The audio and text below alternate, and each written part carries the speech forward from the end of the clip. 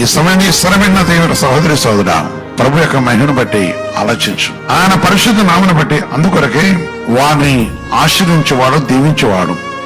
యెహోవా తన భక్తులను తనకు ఏర్పరచుకుంటున్నాడు. నీవు యెహోవాకు మొరపెట్టగా ఆయన ఆలకించును. ఆలకించేవాడు. అమేన్, అమేన్, అమేన్.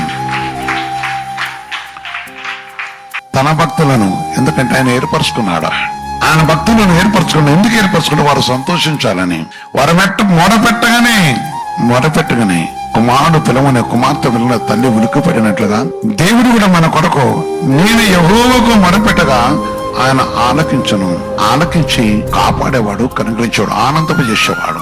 ఈ సమయంలో దేవుని యొక్క పరిశుద్ధం యొక్క సన్నిధిలో మన ఆనందపజేయటకు ఇష్టపడుతున్న దేవుడా. సహోదరి, రెండు మనసులు ఉండకూడదు, దిమనస్కత్వం ఉండకూడదు.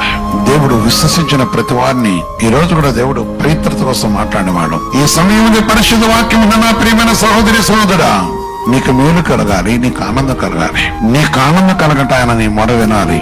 ఆయన మొరని వినుటకు ఆయనక సిద్ధపరుచుకున్న స్థలాన్ని లేక ఆయన పరిశుద్ధ నుండి ఆయన వాక్కును వినాలి.